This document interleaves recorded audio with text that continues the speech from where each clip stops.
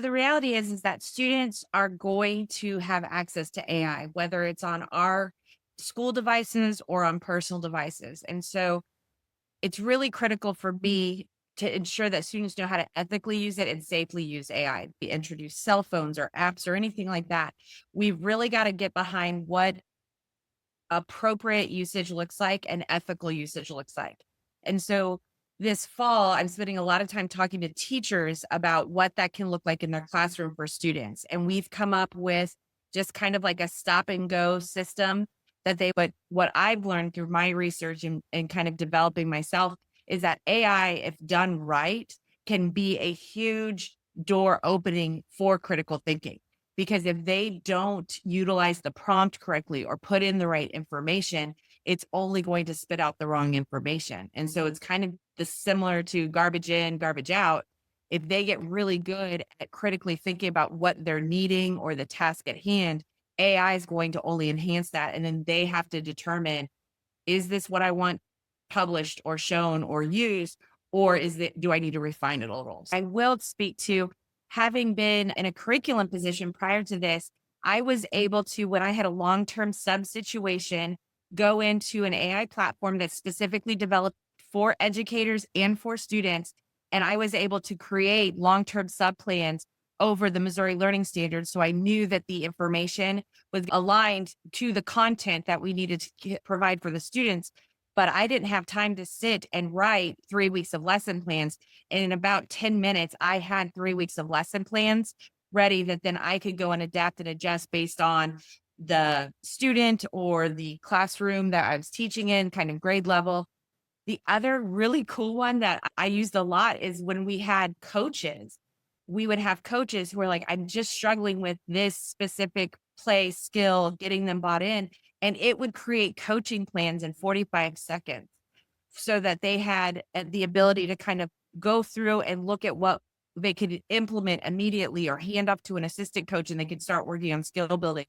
We've used it for IEP goals that just help clarify and really give us a better output into what we're trying to accomplish. So, what I really focus on with teachers is especially elementary teachers. They actually sometimes are my quickest ones to buy in as a teacher, but not as quick to buy in to implement with students.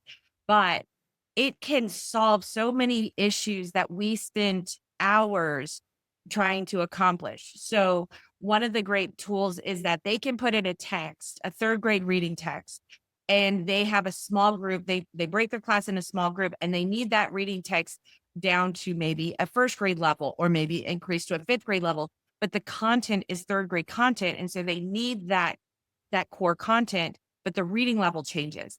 AI, you dump that text in there and AI will change that to an Alexa level that it put in there or reading grade level, and it'll change it for you. And then you print it out and you've got student text right there within seconds that this is done. And so thinking about ways to use it that way, I mean, yes, you can easily put in, I need a 15-minute lesson on multiplication, things like that.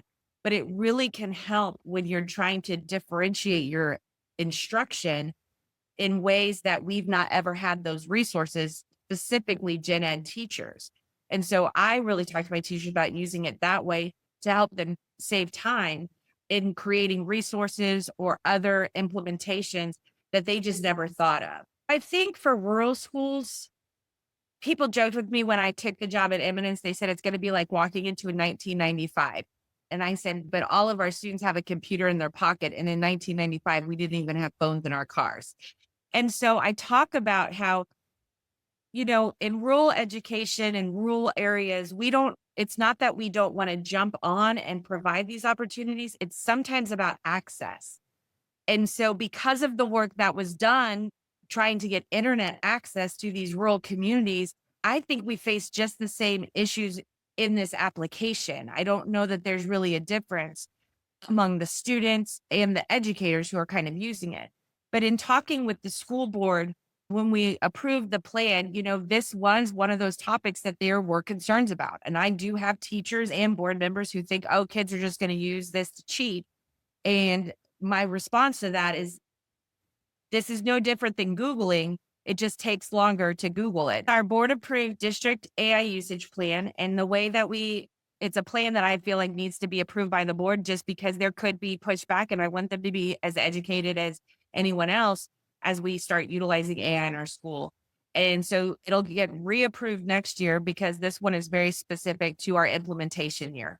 And so we cover some of the safety elements, ethical use, ethical behaviors of technology, and then we outline how we're going to implement. So I kind of talked about a poster, it has stop and go and yield signs on it.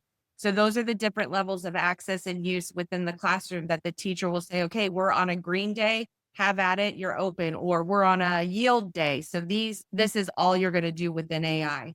So that is a visual cue for our students, and also just a reminder that there are boundaries as you use AI for specific processes. So I think the biggest message I would say is don't be scared of it. Like it's here, and businesses and organizations and companies are using it, and we have to appropriately prepare our students to know how to use it. But I think sometimes it's the fear of the unknown. And so I would encourage everyone to get on a platform, use ChatGPT, use Gemini, or if you're really looking at how educators are using it, go to Magic School.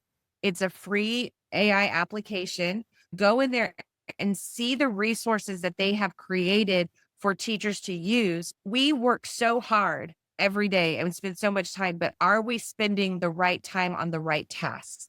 And I think AI is one of those things that can start helping us really give more time to what we need to be doing versus all the little things that we feel like we have to get done. And so I would encourage all of the educators around that table to get in and look at what's out there, play around with it. And if you have a question, if you want to see another application or get more information, I am happy to share that. I've spent pretty much the last year going to any PD and things that I can get myself into, but I'm happy to share that knowledge.